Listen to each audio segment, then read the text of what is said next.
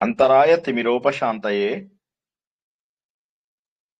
శాంతపావనమచింత్య వైభవం తం నరం వపుషి కుంజరం ముఖే మన్మహే కిమపి తుందిలం మహః వసుదేవసుతం దేవం కంసచాణూరమర్దనం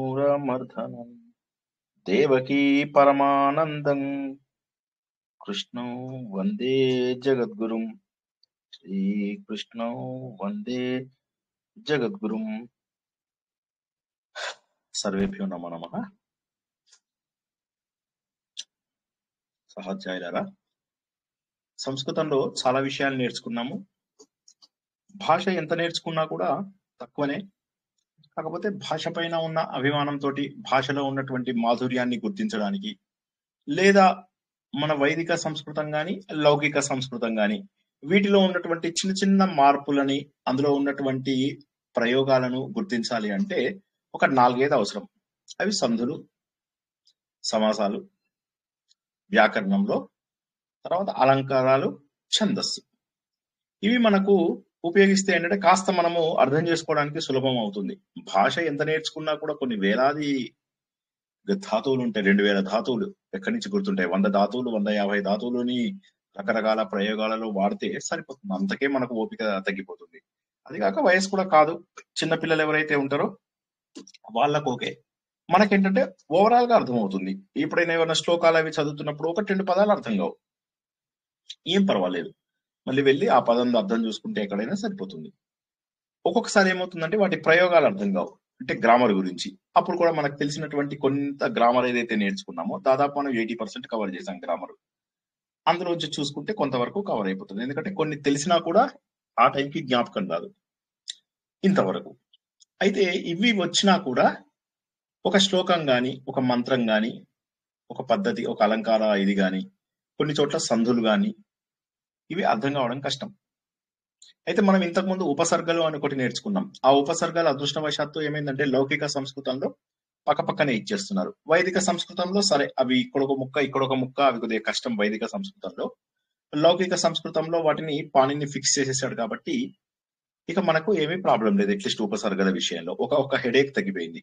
ఇక మిగతావి ఏవైతే ఉన్నాయో ఈ సంధులు, సమాసాలు ఇవన్నీ కూడా ఏంటంటే మనకు ఎక్కడెక్కడ బ్రేక్ చేసుకోవాలి అనేటటువంటి విషయాలని మనకు తెలియజేస్తాయి. అయితే మరి ఇవాళ మనం ఏం నేర్చుకుంటాం, దేంతో ప్రారంభించుకుందాం. ఇది సుమారుగా ఒక 6-7 క్లాసెస్ జరుగుతాయి వీటన్నిటి మీద. ఇందులోపల ఏంటంటే చాలా డీప్ గా వెళ్లకుండా వీలైనన్ని నేర్చుకుందాం, ఎన్ని వీలైతే అన్ని నేర్చుకుందాం. ఇట్లా అని కాదు, మీ శ్రద్ధను బట్టి కావాలంటే ఎక్కువ కూడా చెప్పుకోవచ్చు. అలంకారాలు నాకు 100 అలంకారాలు వచ్చు, అవన్నీ చెప్పాలి అంటే చెప్తాను. అవసరం బాగుంది, ఇంట్రెస్టింగ్ ఉంది అంటే చెప్తాము. అలాగే ఛందస్సులో అయితే లెక్క లేదు అసలు, ఎన్నున్నాయో అసలు. అన్ని కలిపి కరెక్ట్ గా ఛందస్సులు తీసుకుంటే 13 కోట్లు ఎన్నో అవుతాయి. సో కాబట్టి ఛందస్సులోని వృత్తాలన్నీ కనుక మనం కలుపుకుంటే లెక్కలేనన్ని అవుతాయి. ఇవి కాకుండా మళ్ళా మనకు గాథలని వస్తాయి, ఇవన్నీ చాలా రకాల తాండవాలు అవి ఇవి వస్తాయి. సో ఇవన్నీ కూడా కలుపుకున్నట్లయితే మనకి ఇంకా బోలెడన్ని తయారవుతాయి అన్నమాట. కాబట్టి అవన్నీ నేర్చుకోవాలి అంటే అవన్నీ పాసిబుల్ కాదు, ఎన్ని వీలైతే అన్ని. ఓకే. సో ఛందస్సు తర్వాత సంధులు కొద్దిగా ఇంపార్టెంట్. ఎందుకోసం అంటే కొన్ని సార్లు మనకు 2 పదాలు కలిసిపోయినప్పుడు ఏమవుతుందంటే ఏ పదం ఏంటి అనేది తెలియాలంటే సంధులు నేర్చుకోవడం ఇంపార్టెంట్. సమాసాలు ఏంటంటే కొన్ని ప్రత్యేకమైనటువంటి లక్షణాలను మనకు తెలియజేస్తాయి. అంటే సింప్లిఫైడ్ పదాలు అన్నమాట. దశరథుని కొడుకు, దశరథస్య పుత్ర అనే బదులు దశరథ పుత్ర అంటే సరిపోతుంది. అంటే ఆ విధంగా మనం ఏమైందంటే 2 పదాలను కలిపేసి సింప్లిఫైడ్ చేసేస్తాం. సమాసాలలో మనం చిన్నప్పుడు చాలా నేర్చుకున్నాం, బహువ్రీహి సమాసము, ద్విగు సమాసము, కర్మాధారయ సమాసము, ఇవన్నీ నేర్చుకున్నాం కదా చిన్నప్పుడు. అవన్నీ కూడా మళ్ళీ ఒకసారి క్లుప్తంగా రివిజన్ చేసుకుందాం. అవ్యయీభావం ఇవన్నీ చిన్నప్పుడు నేర్చుకున్నవే మనం తెలుగులో. వీలైనన్ని మనము సంస్కృతంలో వాటిని నేర్చుకోవడానికి ప్రయత్నం చేస్తాం. సంధుల లోపల మనకి ఏముంటాయి? మనకు స్వరాలతోటి, తర్వాత వ్యంజనాలతోటి, అంటే అచ్చులతోటి, హల్లులతోటి కూడా సంధులు ఉంటాయి. అవి కూడా కలిసినప్పుడు ఎలా మారుతాయి, వాటి గురించి కూడా తెలుసుకుందాం. సో ఈ రోజు ముందుగా మనము ఛందస్సు, ఎందుకంటే ఇది వేదం యొక్క ఒక భాగం కాబట్టి ఛందస్సు గురించి తెలుసుకోవడానికి మనం ప్రయత్నం చేద్దాం. అందరికి ఇందులో ఉన్న వాళ్ళకి గురువులు లఘువులు అందరికీ తెలుసా, లేకపోతే ఎవరికైనా తెలియని వాళ్ళు కూడా ఉన్నారా? చిన్నప్పుడు నేర్చుకొని వాళ్ళు తెలుగు లోపల గురువులు లఘువులు నేర్చుకొని వాళ్ళు ఎవరైనా ఉన్నారా? మొహమాటం లేకుండా చెప్పండి, వాటిని కూడా క్లుప్తంగా చెప్పడానికి ప్రయత్నం చేస్తాను. హలో, నేర్చుకున్నాం, మర్చిపోయినాం సార్. ఓకే సార్ ఒకసారి ఓకే. అందరూ అసలు నేర్చుకునే వాళ్ళు ఎవరైనా ఉన్నారా? మొహమాటం లేదు. చిన్నప్పుడు మీ మూళ్ళు నేర్చుకున్న ఇన్ని సంవత్సరాలు గడిచిపోయినాయి కదా సార్, మళ్ళీ వెనక్కి పోలేం కదా. సరే సరే సరే సరే. అసలు ఒకసారి చిన్నప్పటి మీరు నుంచి లైట్ గా చెప్పారంటే మళ్ళీ గుర్తొస్తాయిలేండి. కానీ సో ష్యూర్ తప్పకుండా ఈజీగా గుర్తొచ్చేస్తాయి, చాలా సులభం కూడా. ఓకే, అసలు ఛందస్సు ఎందుకు మనము నేర్చుకోవాల్సి వస్తుందో తెలుసుకుందాం. అందరికీ తెలుసు వేదాంగాలు ఏవేవి, ఎవరైనా చెప్పగలరా? నన్ను చెప్పమంటారా? వేదాంగాలు ఏంటి? వేదాన్ని రక్షించడానికి, మనము వేదాన్ని గుర్తించడానికి, వేదాన్ని రక్షించడానికి మనం ఏం చేస్తామంటే వేదం యొక్క అంగాలని తెలుసుకున్నాం. వేదం యొక్క అంగాల ద్వారా వేదాన్ని అర్థం చేసుకోవడానికి ప్రయత్నం చేస్తాము. అదే కాకుండా ఇక వేదాలను లిమిట్ చేసి ఏంటంటే వాటి యొక్క పద్ధతిని తర్వాత తరాలకు అందించాలన్నా కూడా ఒక సిస్టమేటిక్ పద్ధతిలో అందిస్తే బెటర్. ఒక్కొక్కడు ఒక రకంగా చదువుకుంటూ పోయాడంటే పద్ధతి వేస్ట్ అయిపోతుంది, అర్థం కాకుండా అయిపోతుంది. నేను ఎలా చదివానో నా కొడుకు కూడా అలాగే చదవాలి, నా కొడుకు ఎలా చదివాడో వాడి కొడుకు కూడా అలాగే చదవాలి.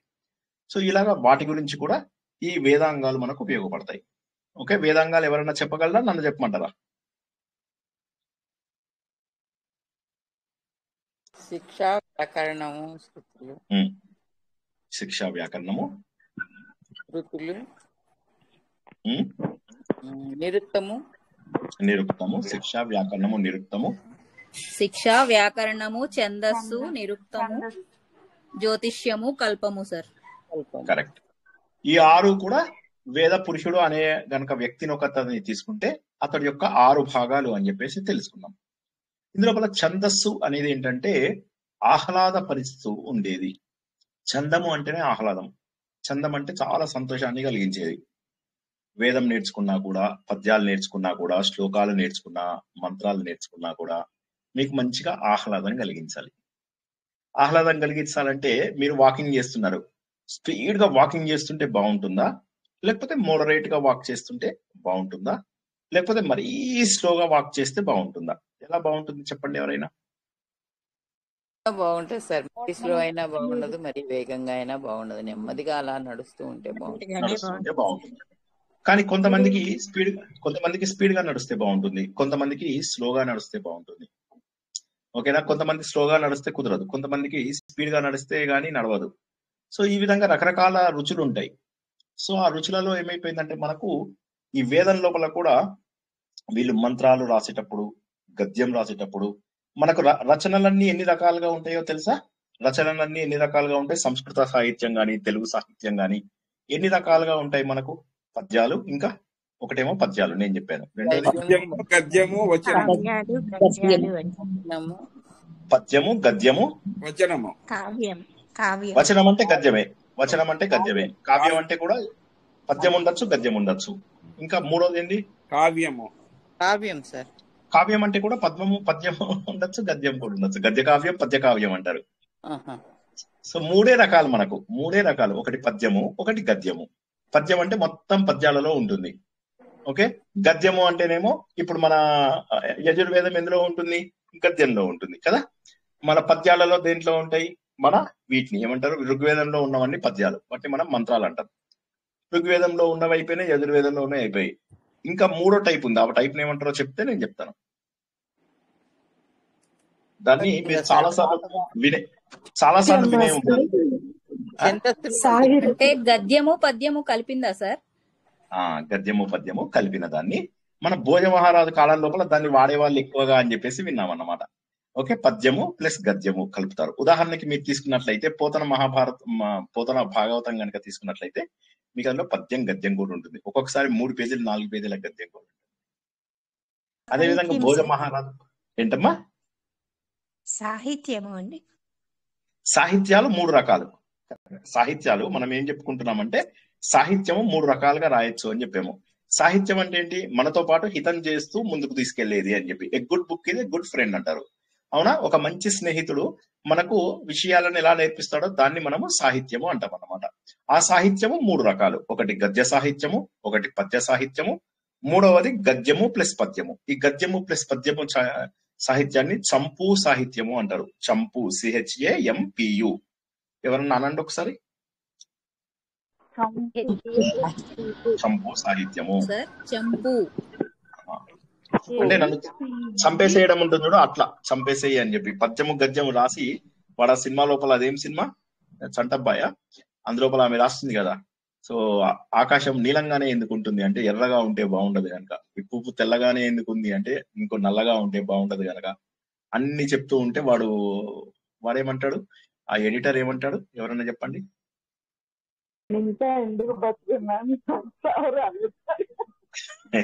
ఇవన్నీ విన్నా కూడా నేను ఎందుకు బతికి ఉన్నాను, నాకు చావు రాలేదు కనుక అంటాడు. సో అట్లాగా, సో ఆ మూడో కేటగిరీ ఏంటంటే చంపు సాహిత్యం. ఈ చంపు సాహిత్యము అన్నిటికంటే కూడా ఈజీ ఏమో పద్య సాహిత్యం.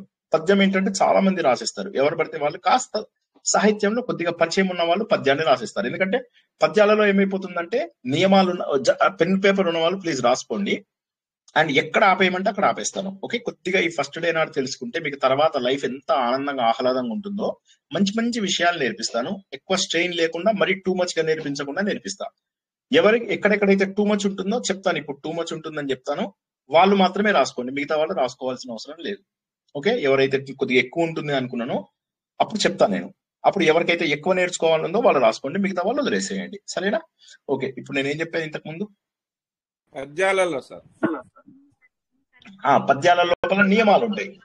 పద్యాల లోపల నియమాలు ఉంటాయి, కొన్నేమో నియమాలు లేకుండా ఉంటాయి, స్వేచ్ఛగా కూడా రాయొచ్చు. పద్యాల లోపల గతి, యతి, ఛందస్సు, లయ, ఇవన్నీ ఏవైతే ఉన్నాయో ఇవన్నీ లేకుండా శ్రీశ్రీ ఆయన రాయడం మొదలెట్టారు. మరి ఆయన మహానుభావుడు, ఆయన పెద్ద కవి, ఆయన ఎన్ని గొప్ప గొప్పవి రాశాడంటే, ఆయన రాసినటువంటివి అమోఘమైనటువంటి సాహిత్యం కూడా రాశారు ఆయన. కానీ తర్వాత ఏమైందంటే భావము ముఖ్యము అని చెప్పేసి తెలిసిన తర్వాత అప్పుడు ఆయన ఈ పద్యాలలో ఉన్న ఛందస్సు, వ్యాకరణాలు, ఈ నియమాలన్నీ కూడా తీసేసేసి రాయడం మొదలెట్టారు అనమాట. అట్లని చెప్పి ఆయనకు రాదని మాత్రం ఎట్లా అనుకోకండి, ఆయన చాలా అద్భుతమైనటువంటివి కూడా రాశారు. నేను చిన్నప్పుడు ఒకసారి మహాకవి శ్రీశ్రీ మీద మాట్లాడాను అనమాట.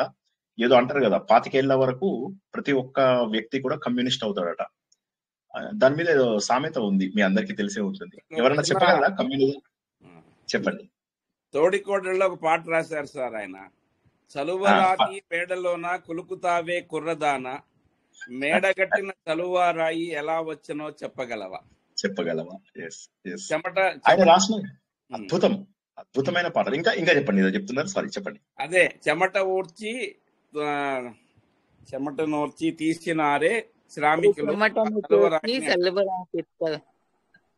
చల్లువ నింపారని, వారి చెమటతోటి చల్వరాతిని తయారు చేశారని చేశారు. ఆయన అద్భుతం. ఆయన ఇవన్నీ కాకుండా మళ్ళీ కన్వెన్షనల్ అంటే కేవలం కమ్యూనిస్టు విప్లవాత్మకమైనవి కాకుండా ఆయన అత్యద్భుతమైనవి కూడా మళ్ళీ రాశారు.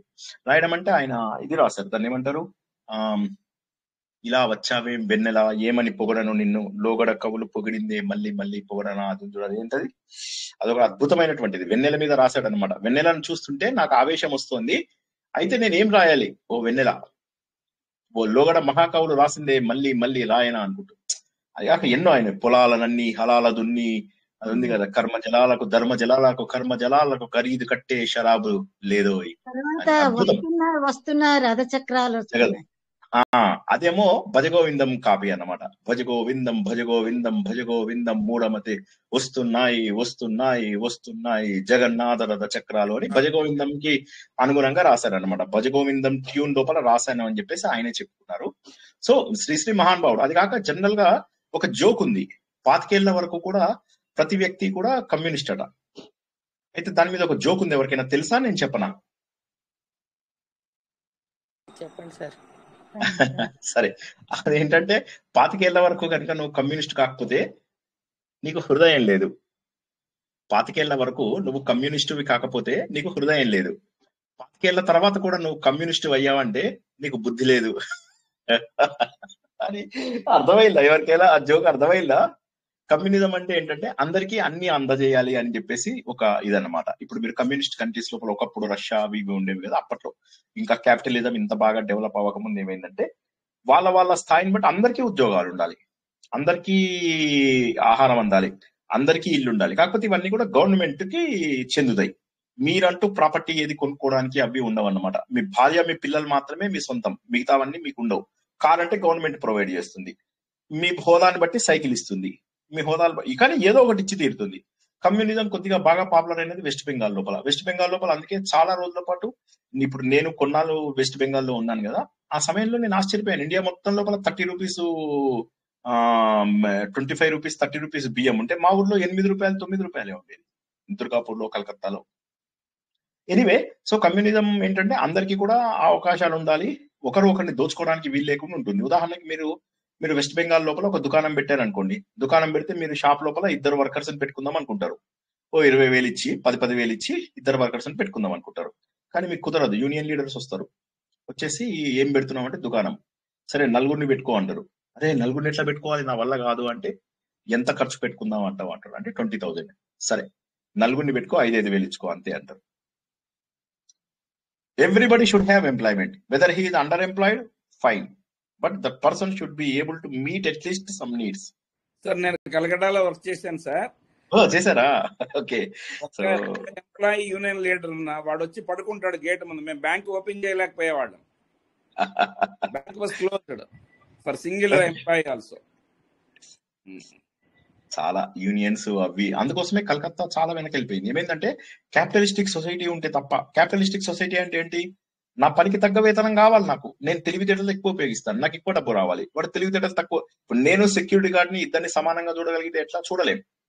ఇద్దరికి భోజనం కావాలి, ఓకే, కానీ నాకు ఎక్కువ కావాలి. నాకంటూ ఇల్లు కొనుక్కోవాలి, నాకంటూ కారు కొనుక్కోవాలి, నాకంటూ ఇంకేదైనా వస్తువులు కొనుక్కోవాలి. ఇవన్నీ కూడా కష్టం.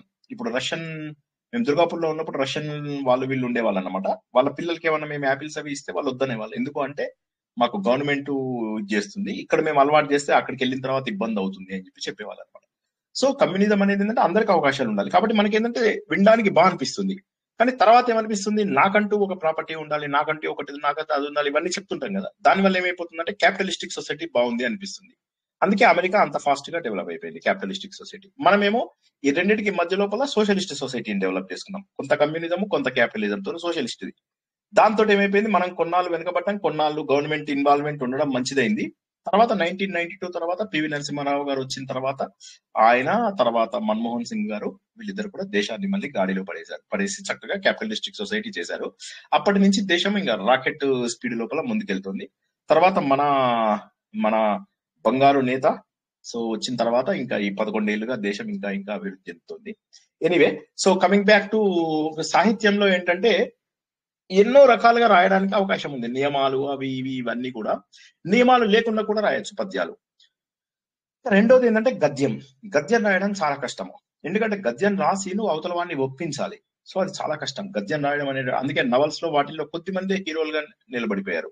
అందరూ ఇదవల. ఎలా అయితే యనమూరి వేంద్రనాథ్ గారు, మల్లాది వెంకటకృష్ణమూర్తి గారు, ఇలా ఎవరైతే సాలిడ్ గా కొమ్మూరు వేణుగోపాలరావు గారు, వసుంధర, కళా ప్రపూర్ణ లత, తర్వాత యద్దనపూడి సులోచన రాణి గారు, మాదిరెడ్డి సులోచన గారు, ఇలాంటి కోడూరు కౌసల్యాదేవి, కొమ్మూరు వేణుగోపాలరావు గారు, వీళ్ళందరి ఏవైతే నవలలు నేను చదువుకుంటూ చిన్నప్పటి నుంచి ఎదిగానో వీళ్ళు కొద్దిమంది చాలా పైకి వచ్చారు.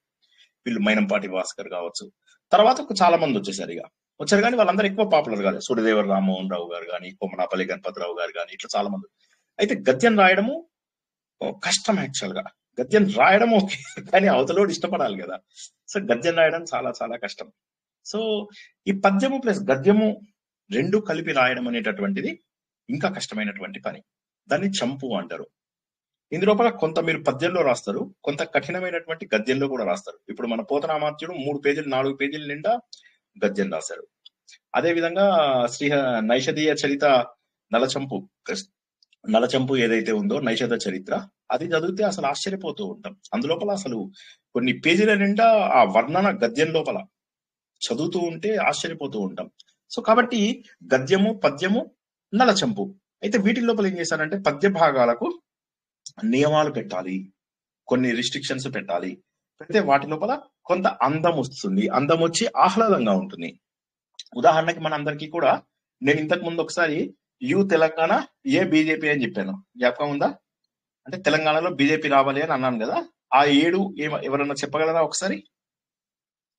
తెలంగాణ బీజేపీ అనేటటువంటి ఛందస్సులు చెప్పాను, ఎవరికైనా జ్ఞాపకం ఉందా? అనుడుపు, త్రిష్టుప్పు, గాయత్రి, బృహతి. తెలంగాణ అయిపోయింది, బీజేపీ. ఉష్ణిక్ ఉష్ణికు బృహతి గాయత్రి. బృహతి బిజేపి. జే అంటే జగతి, జగతి సార్. జగతి పంక్తి. ఈ 7 కూడా సూర్యుడి యొక్క గుర్రాలు అని చెప్పేసి చెప్తున్నాం. అవునా? ఈ 7 అనేటటువంటివి వేదాలలో ఉపయోగించేటటువంటి ఛందస్సులు. ఛందస్సు అంటే ఏంటంటే నడక. ఛందస్సు అంటే ఏంటి? ఎవరైనా చెప్పండి. ఛందస్సు అంటే ఏంటి? నడక. నడక. నడక అంటే ఎంత నడక కావాలి? ఎంత నడక కావాలి? ఎంత నడక ఉంటే మనకు ఆహ్లాదంగా ఉంటుంది. ఎంత భాగం మనం కనుక చదవగలిగితే బాగుంటుంది. దాన్ని మనము ఛందస్సు అని చెప్పేసి అంటాం అన్నమాట. అయితే ఈ నడకలో కూడా మళ్ళీ రకరకాల పద్ధతులు ఉన్నాయి. ఉదాహరణకి తకిట తదిమి అని అన్నాను అనుకోండి, అదొక రకము. తకిటా తదిమి అన్నాను అనుకోండి, అది ఇంకొక ట్యూన్ అయిపోయింది. అవునా? సేమ్ తకిట తదిమి అన్నాను ఒక రకంగా. సేమ్ అవి 6 అక్షరాలు. ఇప్పుడు ఏమన్నా తకిటా తదిమి తోటకం ఇలాగే ఉంటుంది కదా, తోటకాస్ట్. సో సేమ్ దాన్ని కొత్తగా మార్చేశాను. అవే నంబర్ ఆఫ్ అక్షరాలు, కానీ మధ్య లోపల మనం ఏం చేసాము? మధ్య లోపల ట్యూన్ మార్చేసాం. అర్థమైందా ఇది? ఒకసారి అర్థం కాని వాళ్ళు అడగండి. అక్షరాలు అవే, మధ్య లోపల ట్యూన్ మార్చాను. అర్థం కాని వాళ్ళు అడగండి ఒకసారి. అర్థమైంది సార్. ఇంకెవరైనా అర్థం కాని వాళ్ళు ఒకసారి చెప్తా. ముందు అర్థం కాని వాళ్ళు అడగండి ఒకసారి. అర్థం కాని వాళ్ళు అర్థం కాలేదు సార్ అనండి. Okay, very good. సో నడక ఛందస్సు అనేటటువంటిది వేద పురుషుడి యొక్క పాదము అని చెప్పేసి తెలుసుకున్నాం. ఆహ్లాదకరమైనటువంటి రచనలు చేయడం కోసం అని చెప్పేసి మనం కొన్ని నియమాలను పెట్టుకున్నాం. నియమాలను పెట్టుకోవడం వల్ల ఏమవుతుంది? అది చదువుకోవడానికి చాలా చాలా చాలా సులభంగా అయిపోతుంది అన్నమాట. సో అప్పుడు ఏమవుతుంది? ఛందస్సు అనేటటువంటిది శ్లోకాలలో కంపల్సరీ అయిపోయింది. ఇక ఎంతమంది రాశారంటే ఛందస్సు లేనటువంటి శాస్త్రం లేకుండా అయిపోయింది అన్నమాట. ఛందస్సు లేకపోతే ఎట్లాగా, మేము ఛందస్సు రాయకుండా కుదరదు అన్న టైప్ లోపల అయిపోయింది. సో ప్రతి ఒక్కరు కూడా ఛందస్సు ఉపయోగించడం మొదలెట్టారు, వాళ్ళ శక్తిని ఉపయోగించడం మొదలెట్టారు. అయితే ఇంతకు ముందు చెప్పుకున్నట్టుగా ప్రతి ఛందస్సు లోపల మనకి ఏంటంటే కొన్ని ట్యూన్స్ సెపరేట్ గా వస్తున్నాయి అని చెప్పేసి అనుకున్నాం. అవునా? ఆ ట్యూన్ ఏమంటామంటే వృత్తము అంటాము. ఒకసారి చెప్పండి ఎవరైనా.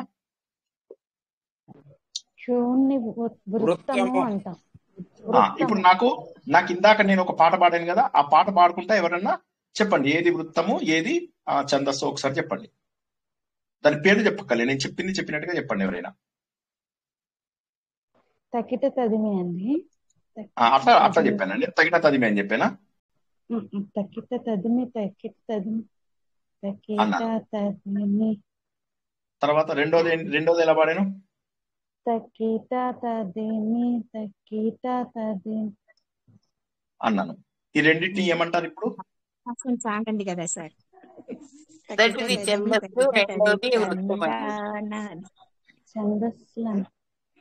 రెండు వృత్తాలే కదా సార్. 2 వృత్తాలు, ఒక ఛందస్సు. ఛందస్సు అంటే 6 అక్షరాలు ఉన్నాయనుకోండి ఉదాహరణకి, ఆ 6 అక్షరాలని ఛందస్సు అని చెప్పేసి అంటాము.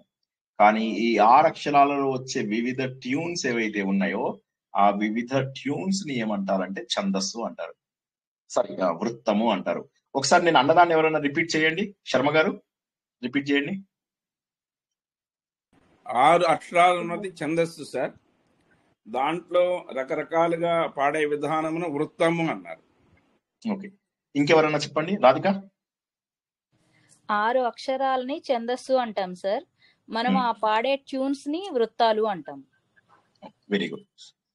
ఇంకెవరికైనా అర్థం కాని వాళ్ళు చెప్పండి ఒకసారి. 6 అక్షరాల్లో వాడే ఉన్న డిఫరెంట్ ట్యూన్స్ ని వృత్తాలు అంటాం.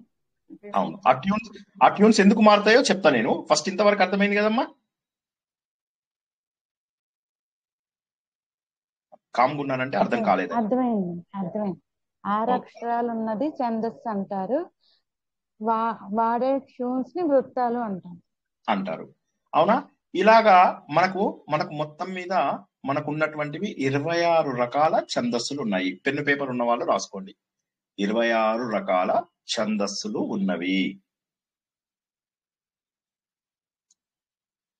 ఒక్కొక్క 26 రకాల ఛందస్సులు అంటే మీనింగ్ ఏంటంటే ఒక అక్షరం, 2 అక్షరాలు, 3 అక్షరాలు, 4 అక్షరాలు, 5 అక్షరాలు, 6 అక్షరాలు, 7 అక్షరాలు ఇలా ఉంటాయి అన్నమాట. ఓకేనా? ఓకేనా? 8 అక్షరాలు. 8 అక్షరాలు ఉంటే ఏమంటారు దాన్ని? అనుష్ఠప్ ఛంద అనుష్ఠప్ ఛంద అంటారు. అదే మీకు 11 ఉంటే ఏమంటారు?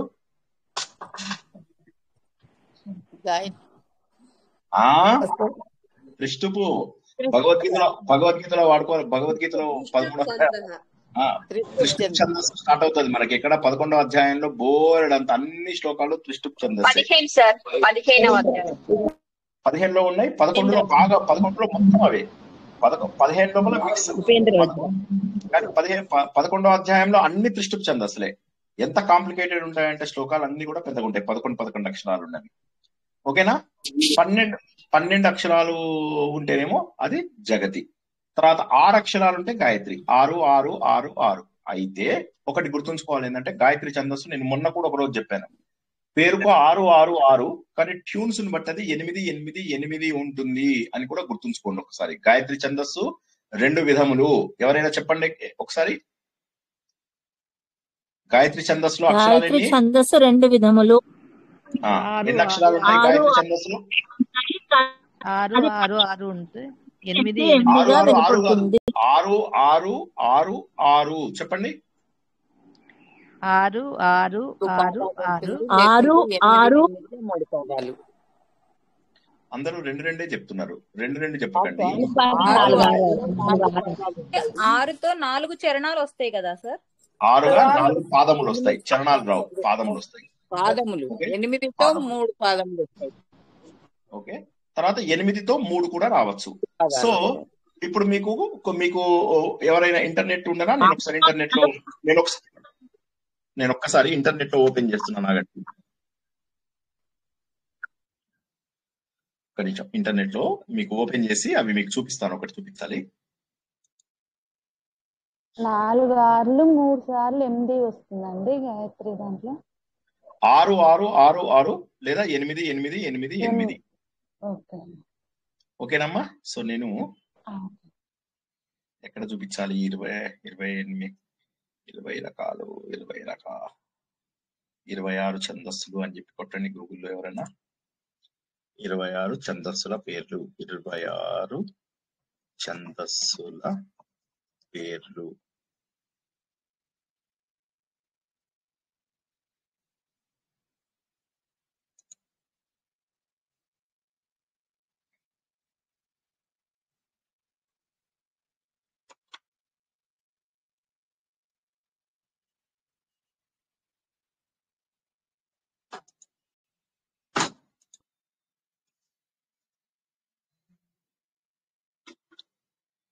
చూడండి, 26 ఛందస్సుల పేర్లు.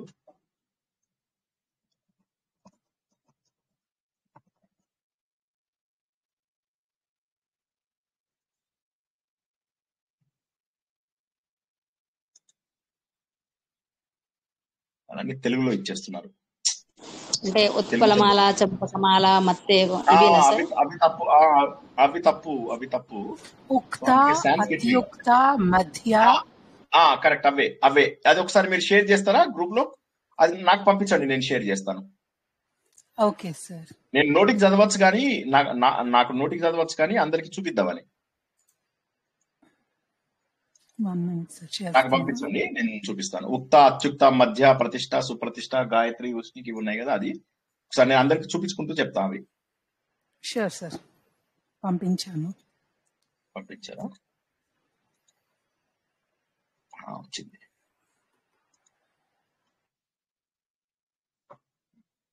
గురుగారు గ్రూప్ లో పెట్టండి, మేము అందరూ రాసుకుంటాము. ఇది గ్రూప్ లో పెడతాను. ముందు ఒక్కసారి ఈ స్క్రీన్ షేర్ అవుతుందేమో చూడండి. నేను ఒకసారి షేర్ చేస్తున్నాను, ఒక్క నిమిషం. అందరూ ఇది చక్కగా రాసుకొని మంచిగా గుర్తుంచుకోండి. నేను ఇంకా వీటిలో అన్ని గుర్తుంచుకోవాల్సిన అవసరం లేదు, ఇంపార్టెంట్ గుర్తుంచుకుంటే చాలు. ఒక్కసారి కనిపిస్తుందా లేదా చెప్పండి. ఒక్కసారి షేర్ చేశాను ఒకటి.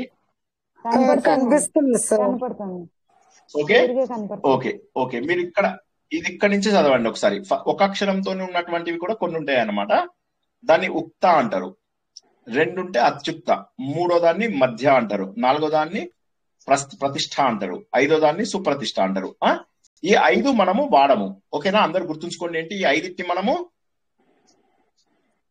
వాడము. వాడము. ఇక్కడ నుంచి 6 నుంచి 5 వరకు వాడము. 6 నుంచి 26 వరకు ఉంటాయి. ఓకే, నేను ఒకసారి చూపిస్తాను, 1 సెకండ్. 6 నుంచి నేను కిందికి వెళ్తున్నట్టు కనిపిస్తుందా మీకు? స్క్రాలింగ్ కనిపిస్తుందా?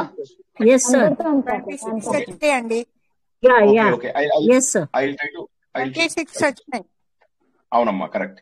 నేను ఇక్కడ 6 దగ్గర ఆపుతాను, ఒకసారి చెప్పండి. 6 కనిపించిందా ఇప్పుడు అందరికి?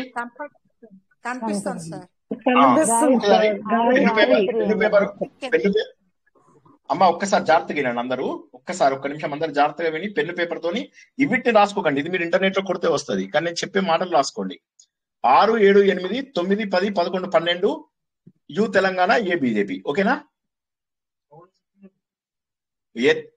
ఓకేనా?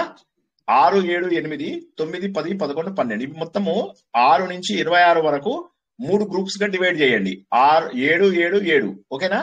ఈ ఫస్ట్ 7ని వైదిక రాసుకోండి. ఫస్ట్ 7ని వైదిక ఛందస్సు అంటారు, రాసుకోండి. ఫస్ట్ 6, 7, 8. ఫస్ట్ 5ని వదిలేయండి. అర్థం కాకపోతే అడగండి, మొహమాట పడద్దు. ఫస్ట్ 5ని వదిలేయండి. వదిలేసి 6 నుంచి 26 వరకు ఉన్నటువంటివి మొత్తం 21 ఉంటాయి. దాన్ని 3 గ్రూప్స్ చెయ్యండి. 6, 7, 8, 9, 10, 11, 12 ఈ ఫస్ట్ 7 ఏవైతే ఉన్నాయో దీన్ని వైదిక ఛందస్సు అంటారు, రాసుకోండి.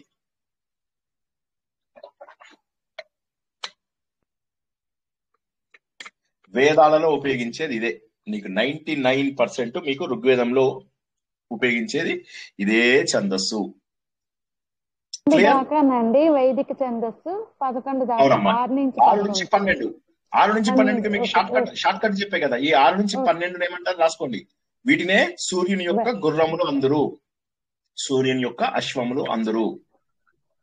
గాయత్రి నుంచి దీని వరకు అండి, జగతి వరకు.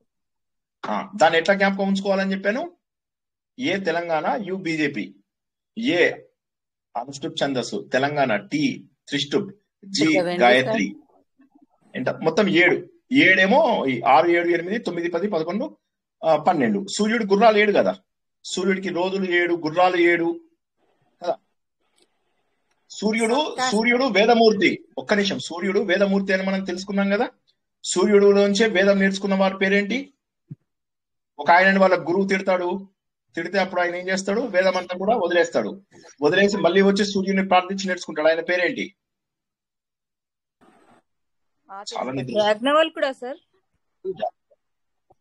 వైశంపాయనుడు శిష్యుడు. ఆయన వైశంపాయనుడు శిష్యుడు, యాజ్ఞవల్కుడు. రాధిక చెప్పింది కరెక్ట్. అందరు కూడా చెప్తున్నారు ఇప్పుడు. కరెక్ట్ అందరూ చెప్పింది కరెక్ట్. యాజ్ఞవల్కుడు. సూర్యుడు వేద స్వరూపుడు అన్నమాట. అందుకే ఆయనకు ఉన్నటువంటి గుర్రాలు ఏవైతే ఉన్నాయో అదే జయము, మనం ఇవి విజయము, ఇవన్నీ కూడా ఆయన గుర్రాల పేర్లే. ఈ ఛందస్సు విషయాలు వచ్చేసరికి సూర్యుడిని ఎప్పుడైతే వేదమూర్తిగా చూస్తామో అప్పుడు 6, 7, 8, 9, 10, 11, 12 అక్షరాలు ఉన్నటువంటి 4 పాదాల వాటిని ఛందస్సులు అంటారు. 4 పాదాలు. 6 4 24. 6 4 24. 24 అక్షరాలుంటే గాయత్రి. 7 4 28 అంటే ఉష్ణికు. 8 4 32 ఉన్నట్లయితే, 4 పాదాలు ఉన్నట్లయితే దాన్ని అనుష్టుప్ ఛందస్సు అంటారు. 9 4 36 ఉంటే దాన్ని బృహతి అంటారు. 10 4 40 ఉంటే దాన్ని పంక్తి అంటారు. ఓకే, 11 4 44 ఉంటే దాన్ని త్రిష్టుప్ ఛందస్సు అంటారు. 12 4 48 ఉంటే దాన్ని జగతి అని చెప్పేసి జగతి ఛందస్సు అంటారు. అర్థమైందా అందరికి? అర్థం కాని వాళ్ళు అడగండి. ఇది ఛందస్సు. ఇందులో వృత్తాలు అడగలి. సరే చెప్తాను. ఇందులో ఉన్నవి ఇప్పుడు నేను చూపిస్తున్నవన్నీ కూడా ఛందస్సులు. ఇవి వృత్తములు కాదు. మళ్ళీ చెప్తున్నాను, మనం చూపిస్తున్నవి ఛందస్సులు, ఇవి వృత్తములు కాదు. వృత్తములు అంటే డిఫరెంట్ ట్యూన్స్. ఆ డిఫరెంట్ ట్యూన్స్ ఎట్లా వస్తాయో నేను చెప్తాను, ఇంకా చెప్పలేదు నేను. ఆ డిఫరెంట్ ట్యూన్స్ వచ్చేవన్నీ కూడా వృత్తములు. వృత్తం అంటే ఏంది? రొటేషన్. సైకిల్స్ అంటాం ఇంగ్లీష్ లోపల. సైకిల్స్ రామ్ రామ్ రామ్ అనేది cycle. Ram Ram Ram cycle. Ram Ram Ram cycle. రాత్రి పగలు సైకిల్. రాత్రి పగలు సైకిల్. రాత్రి పగలు సైకిల్. కష్టం సుఖం సైకిల్. కష్టం సుఖం సైకిల్. ధర్మార్థ కామ మోక్షము ధర్మార్థ కామ మోక్షం ధర్మార్థ కామ మోక్షం సైకిల్. వృత్తం. ఇవన్నీ కూడా ఏంటంటే వృత్తము అంటే అవే మళ్ళీ మళ్ళీ రిపీట్ అవుతుంటాయి అన్నమాట. ఆ ప్యాటర్న్ రిపీట్ అవుతుంది. ఆ ప్యాటర్న్ రిపీట్ అయితే వాటిని వృత్తాలు అంటారు. మనం ఇప్పుడు నేర్చుకుంటున్న కేవలం ఛందస్సులు. ఛందస్సులు ఇప్పటి వరకు బాగా వాడుకలో ఉన్నవి 26. అంటే ఒక లైన్ లో ఎన్ని అక్షరాలు ఉన్నాయి అని చెప్పేదాన్ని ఛందస్సు అంటారు. దీన్ని అక్షరాల ఛందస్సు అంటారు. ఛందస్సులు 2 రకాలు. రాసుకోండి, పెన్ను పేపర్ ఉన్న వాళ్ళు రాసుకోండి. ఛందస్సులు 2 రకములు. ఈ రోజు మనం అక్షర ఛందస్సు లేదా వర్ణ ఛందస్సు లేదా గణిక ఛందస్సు అని అంటారు. రాసుకున్నారా అందరూ? చెప్పండి ఎన్ని ఈ ఛందస్సు. మొదటి ఛందస్సును ఏమంటారు?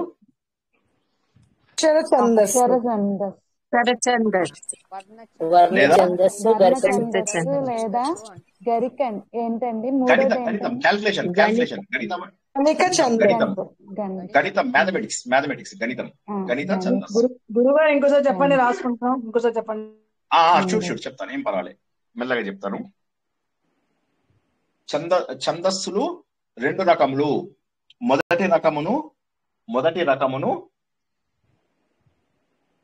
మొదటి రకమును అక్షర ఛందస్సు లేదా వర్ణ ఛందస్సు లేదా గణిత ఛందస్సు అని అంటారు. అందరూ రాసుకున్నారా?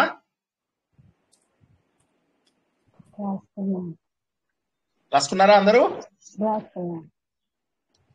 రెండవ ఛందస్సు పేరు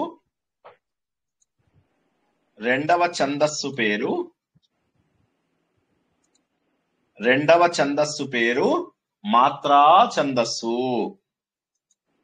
రెండవ ఛందస్సు పేరు మాత్రా ఛందస్సు. రెండవ ఛందస్సు పేరు మాత్రా ఛందస్సు. మాత్రా ఛందస్సు అనగా ఒక అక్షరమును ప్రొనౌన్స్ ప్రొనౌన్స్ ని తెలుగులో ఏమంటారు? ఉచ్చారణ. Thank you. ఉచ్చరించుటకు, పలకడానికి లేదా ఉచ్చరించడానికి, మీ ఇష్టం ఎలా అయినా రాసుకోండి. పలకడానికి, ఉచ్చరించడానికి తీసుకునే సమయముని మాత్ర అందురు. అంటే హ్రస్వం, దీర్ఘం, ప్లుతం అదేనా? అవే. ఒక అక్షరమును ఉచ్చరించడానికి తీసుకునే సమయమును మాత్ర అందురు.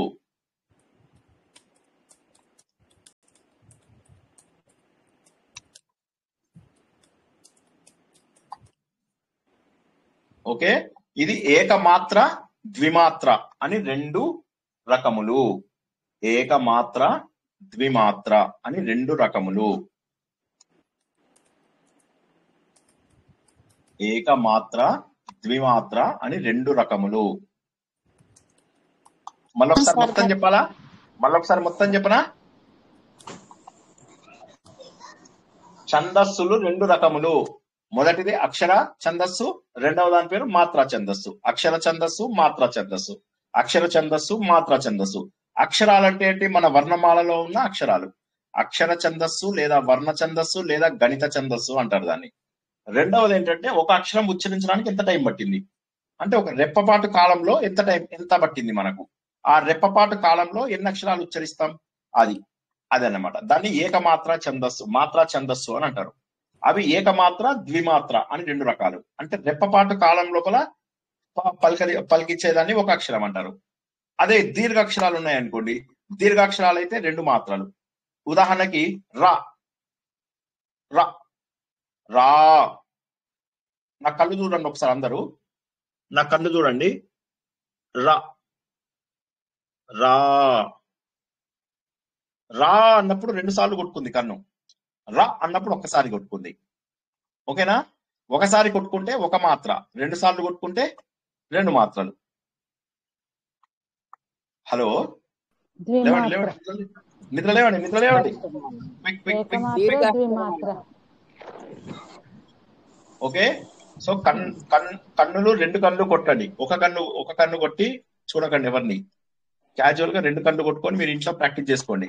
రోడ్డు మీద ప్రాక్టీస్ చేయొద్దు, కన్ను కొట్టద్దు రోడ్ల మీద. ఓకేనా? కదండి అర్థం. హ్రస్వము దీర్ఘము, కానీ తర్వాత తెలుసు. అంటే ప్రస్తుతానికి అలా అర్థం చేసుకోండి. తర్వాత డిఫరెన్స్ వస్తుంది. ప్రస్తుతానికి అలా అర్థం చేసుకోండి. ఓకేనా? అందరూ రాసుకున్నారా?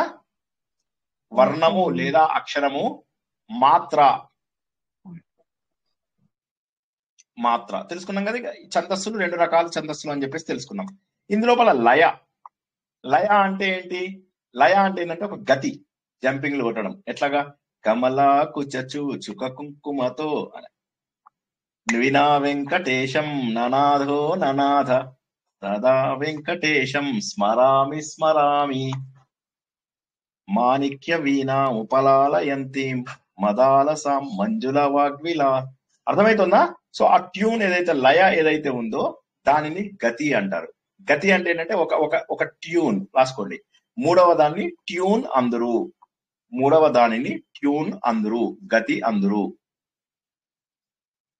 రాసుకోండి. మూడవ దానిని, ఇప్పుడు మనం ఏం తెలుసుకున్నాము? అక్షరాల గురించి తెలుసుకున్నాము, మాత్ర గురించి తెలుసుకున్నాము. మూడో దాన్ని ఏమంటారంటే ట్యూన్ అంటారు. ఈ ట్యూన్ వల్లనే మనకు వృత్తము ఏర్పడుతుంది. రాసుకోండి. ఈ ట్యూన్ లేదా లయ లేదా గతి, దీని ద్వారా వృత్తములు ఏర్పడును. రాసుకోండి.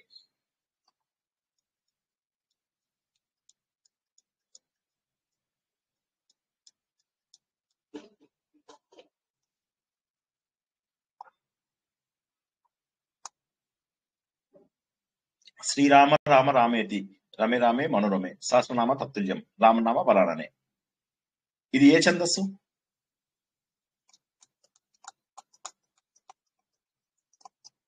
ఎవరైనా చెప్పాలి? సౌజన్య అనుష్ఠుప్ ఛందస్సు ఎందుకో చెప్పండి. సౌజన్య అనుష్ఠుప్ ఎందుకో చెప్పండి. 8 అక్షరాలు. 8 వచ్చాయి సార్. శ్రీరామ రామ రామేతి 8 వచ్చాయి. సో అది కూడా ట్యూన్ వస్తుంది నీకు. సో అట్లాగా ఏదైతే ట్యూన్ వస్తుందో ఆ ట్యూన్ ని ఏమంటామంటే లయ అంటాము. ఈ లయ తోటి మనకి ఏమొస్తుందని చెప్పుకున్నాము? వృత్తము ఏర్పడును. లయ ద్వారా వృత్తము ఏర్పడును. క్లియర్ ఉందా? లయ ద్వారా వృత్తము ఏర్పడును. క్లియర్? ఎవరికైనా డౌట్స్ ఉన్నాయా? ఎక్కడైనా ఆపేయండి. ఎక్కడున్నా డౌట్స్ ఆపేయండి. ఓకే, మరి ఇప్పుడు సార్ 26 అక్షరాల కంటే ఎక్కువ ఒక పద్యంలో ఉండొచ్చా? ఉండొచ్చు. ఒక పద్యంలో ఉండొచ్చు, ఎన్నైనా ఉండొచ్చు. దానికి ఎగ్జాంపుల్ చెప్పగలుగుతారు ఎవరన్నా?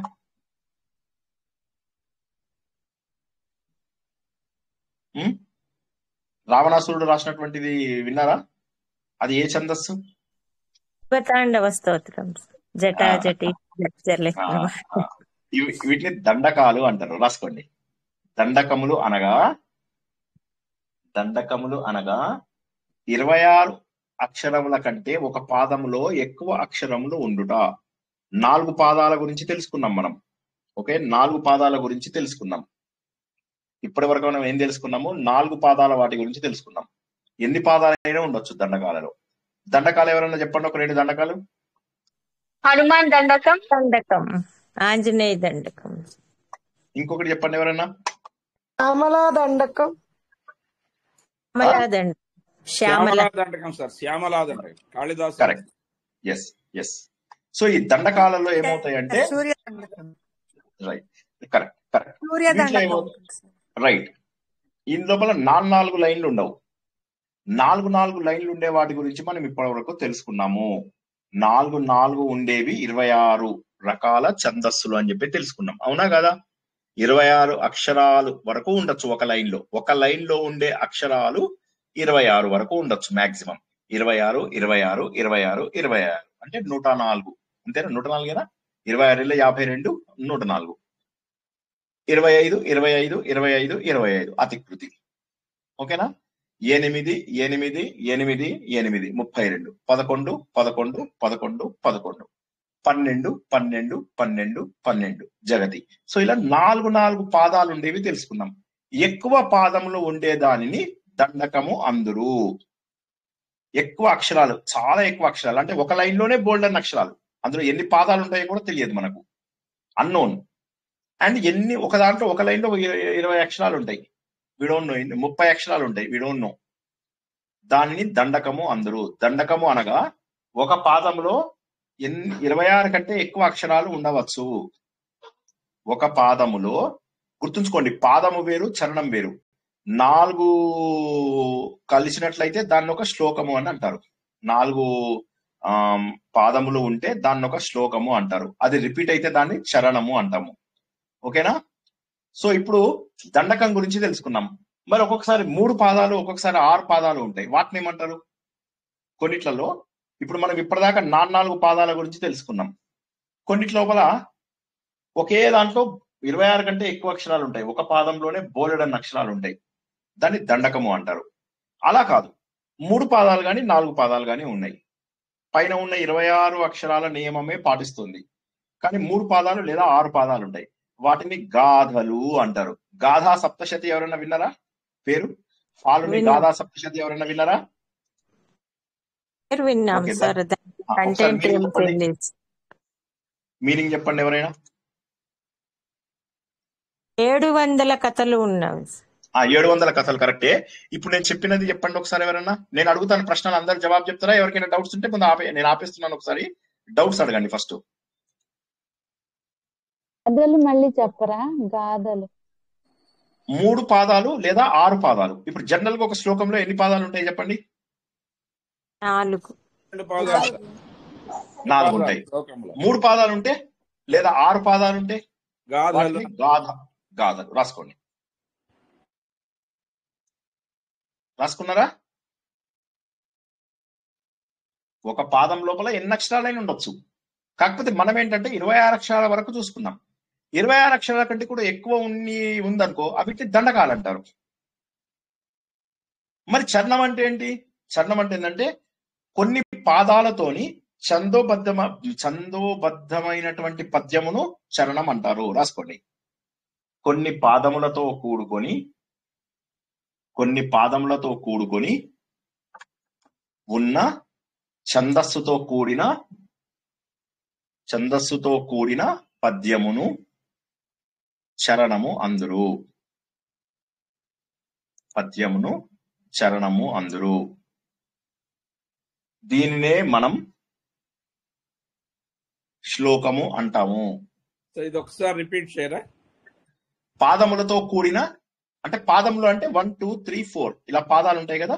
ఈ పాదాలతో కూడినటువంటి ఛందోబద్ధమైన పద్యం అంటే ఛందస్సు ఉండాలి. ఉదాహరణకి ఇప్పుడు శ్రీశ్రీది ఉంది కదా, దాన్ని మనము చరణం అనం. ఇప్పుడు ఈ రోజుల్లో ప్రతిదాన్ని చరణము పల్లవి అంటున్నాం, అది వేరు. కానీ అసలు ఒరిజినల్ రూల్ ఏంటంటే పాదములు ఉండాలి. ఈ పాదాలలో ఛందోబద్ధమైనటువంటి నియమాలు ఉండాలి. ఆ నియమాలు ఉన్నప్పుడు వాటిని చరణము అంటాం.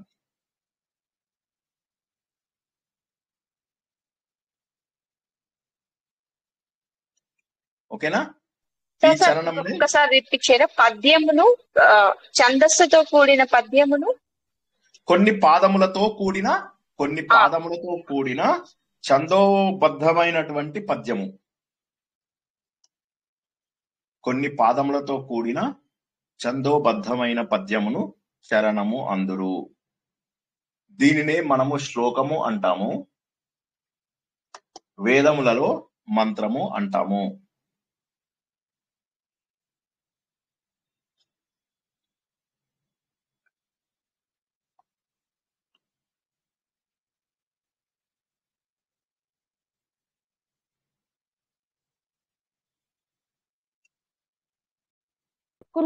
రుక్కులు అంటాం.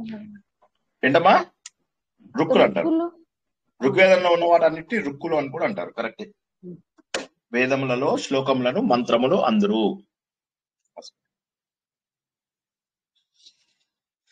ఓకేనా? వేద ఛందస్సులో 3 పాదములు 5 పాదాల గల ఛందోపద్యాలు కూడా ఉంటాయి. రాసుకోండి. వేదాలలో 3 పాదాలు 5 పాదాలు ఉన్నటువంటి చరణాలు కూడా ఉంటాయి.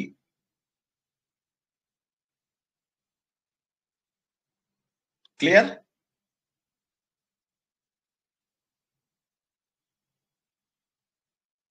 అందరు రాసుకున్నారా? వేద ఛందస్సులో 3 పాదాలు 5 పాదాలు ఉన్న చరణాలు కూడా ఉంటాయి. జనరల్ గా 4 పాదాలే, కానీ అందులో కూడా 5 పాదాలు 3 పాదాలు ఎక్సెప్షన్ కేసెస్ అని చెప్పి రాసుకోండి. వేదంలో నో నియమాలు. జనరల్ గా ఏమవుతుందంటే వేదాలలో నియమాలు ఉండవు. ఎందుకంటే వేదాలు రాసింది ఎవరు లేరు, దేవుడు, కాబట్టి వాటికి నియమాలు ఉండవు. తర్వాత వచ్చిన లౌకిక ఛందస్సు 2 రకాలు. ఒకటి వైదిక ఛందస్సు, ఒకటి లౌకిక ఛందస్సు.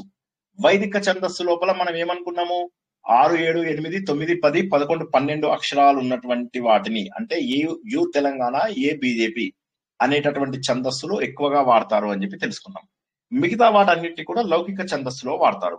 మీరు ఉదాహరణకు తీసుకున్నట్లయితే ఈ మహానుభావుడు ఆయన నారాయణ భట్టాత్రి గారు ఉన్నారు. ఆయన శ్రద్ధరా వాడేవారు. శ్రద్ధరా అంటే ఏం చెప్పాను? ఎవరికైనా జ్ఞాపకం ఉందా? మర్చిపోయారా? శ్రద్ధరా అంటే ఏంటి? మీనింగ్ ఏంటి? పై నుంచి కింది వరకు వెంకటేశ్వర స్వామి మెడలో ఉన్న మాలని శ్రద్ధరా అంటారు. ఆ శ్రద్ధరా అనేది 21 అక్షరాలు అనమాట. సో ఆయన శ్రద్ధరా కూడా ఎక్కువ వాడాడు. మీరందరూ నారాయణీయంలో నేర్చుకున్న వాటిల్లో ఇవన్నీ వస్తాయి. సో అది ఆ శ్రద్ధరా అనేటటువంటిది ఒక వృత్తము. శ్రద్ధరా అనేది ఒక వృత్తం. ఓకేనా? ప్రకృతి అనేటటువంటి జాతికి సంబంధించిన ఒక వృత్తము. ప్రకృతి అనేటటువంటి ఒక ఛందస్సుకు సంబంధించిన వృత్తము. ప్రకృతి అనేటటువంటిదేమో ఛందస్సు. అందులో ఒక ట్యూనుని శ్రద్ధర అంటారు. అది మనం ఎక్కువగా వాడుతూ అందులో చాలా సార్లు వాడాడు ఆయన. అలాగా మీరు లౌకిక సంస్కృతంలో ఏవైనా వాడచ్చు. కానీ ఏదైతే వైదిక సంస్కృతి శ్రద్ధరాలో ఎన్ని అక్షరాలు ఉన్నాయి? 21. ఓకే, చెప్పు. అవి మీకు తర్వాత వస్తాయి. ఇంకా మనం అవన్నీ నేర్చుకుంటాము, ఒక్కొక్కటి నేర్చుకుంటాము. ఏవేవైతే నారాయణీయంలో నేర్చుకున్నామో ఆ ఛందస్సులు అన్ని నేర్చుకుంటాం ఇందులో. సరేనా? 28 వృత్తాలు ఉన్నాయి. నారాయణీయంలో ఎన్ని వృత్తాలు ఉన్నాయి రాసుకోండి. నారాయణీయంలో మళ్ళీ చెప్పరా? ప్రకృతికి సంబంధించిన ఛందస్సులో ఉన్న ఒక వృత్తం పేరు శ్రద్ధర.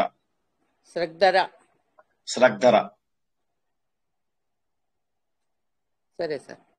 శ్రద్ధర అంటే ఏంటి? అది కూడా రాసుకోండి, మీనింగ్ కూడా రాసుకోండి పక్కన. ఓకేనా సార్? చెప్పండి సార్.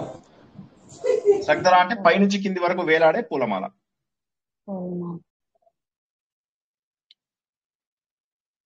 ఓకేనా?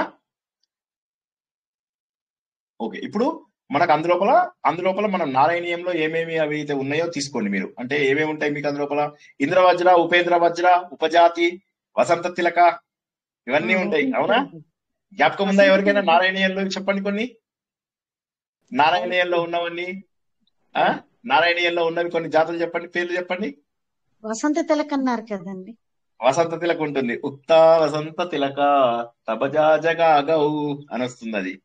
సో అట్లాగే గాయత్రి ఛందస్సు లోపల నుంచి కూడా చాలా వస్తాయి మీకు. విద్యుల్లేఖ, శశివదన, తనుమధ్య, వసుమతి, ఇలాంటివి చాలా ఉంటాయి.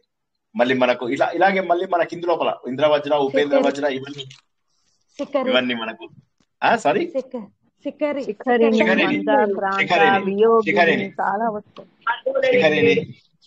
17 అక్షరాలు. శిఖరిణి 17 అక్షరాలు ఉంటాయి. అవును. మందాక్రాంత వస్తుంది సార్. మాలిని, మందాక్రాంత, జలది, మందాక్రాంత, జలది, షడ్భిగై ఏదో ఉంది, అది మర్చిపోయా, ఆ సూత్రం మర్చిపోయా. పృథ్వీ వస్తుంది సార్. పృథ్వీ, మందాక్రాంత, వియోగిని, శార్దూలం మనకు తెలుగులో కూడా ఉంటుంది. శార్దూలం ఏంటి చెప్పండి? శార్దూలం దాని మీద ఒక పాట చెప్పండి గీతాంజలిలో. అది నాగార్జున సినిమాలో వస్తుంది సార్. నాగార్జున సినిమా గీతాంజలి చెప్పాను. ఆవిడ నందికొండ వాగుల్లో అనురాధ గారు లేరా? అనురాధ గారు లేరా? అనురాధ ఆవిడ గారు జాయిన్ అవ్వలే ఇవాళ. సార్ నందికొండ వాగుల్లోనా సార్? నందికొండ వాగుల్లోన. అందులోపల ఏమంటాడు వాడు?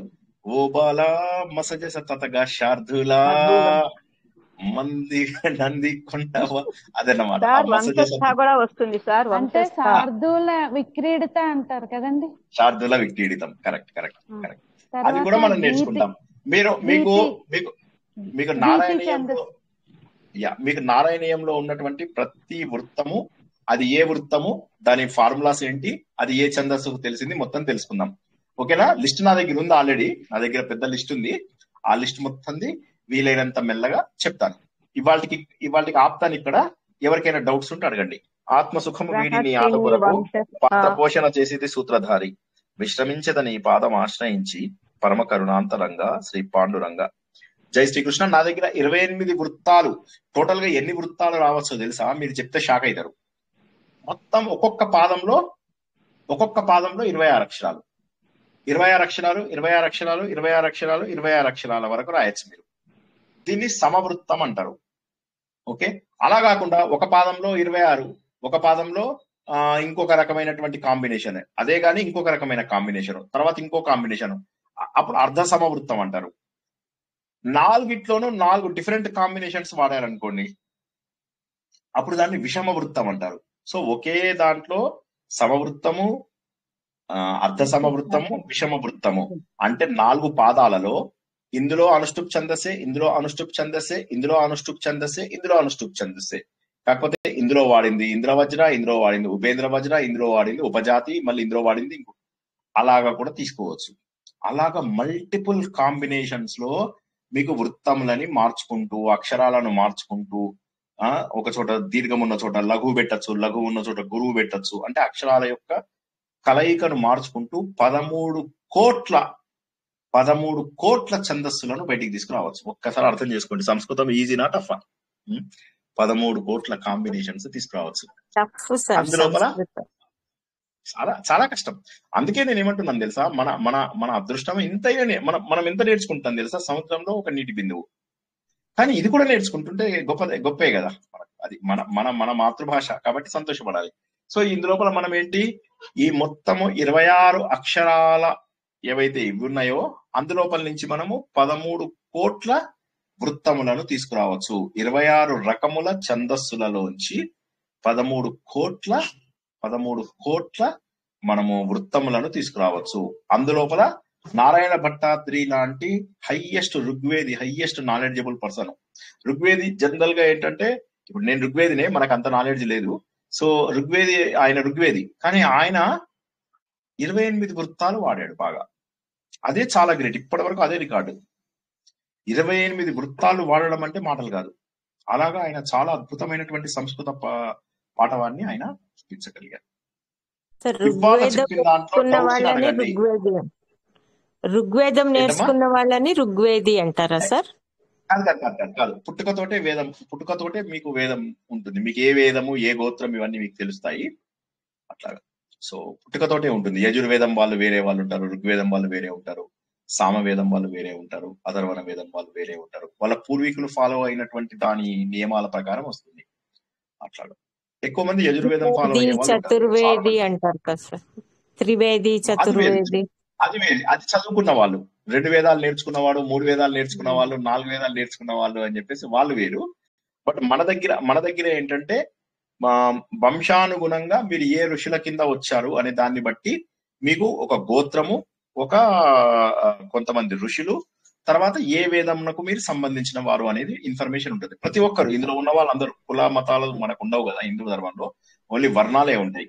ఆ వర్ణాల బట్టి అందరికీ కూడా మీ ఋషులు ఎవరు అని చెప్పి కనుక్కుంటే మీకు అందులోపల మీరు ఏ వేదం చేయాలో తెలుస్తుంది. ఋగ్వేదాలకి ఏంటంటే షణ్ముఖ శర్మగారు అని చెప్తారు కదండి, ఆయన సామవేదం అనుకుంటా. ఆయన బేసికల్లీ రూట్ సామవేదం అనుకుంటాను. అంటే ఆయన హీఈస్ ఫ్రమ్ సామవేదం రూట్ ఉంటుంది, అట్లా రూట్ ఉంటుంది. అలాగా ఈయన ఎవరైతే ఉన్నారో ఈ మన భట్టాద్రి గారు, ఆయన ఋగ్వేది.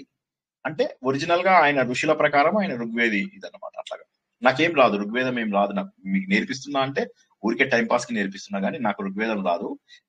అంటే ఋగ్వేదం మొత్తం అలా నోటికి రావడం అనేది కష్టం, 11,000 శ్లోకాలు. కానీ మన పూర్వీకులు ఎవరో నేర్చుకున్నట్టున్నారు, మనకు తెలియదు.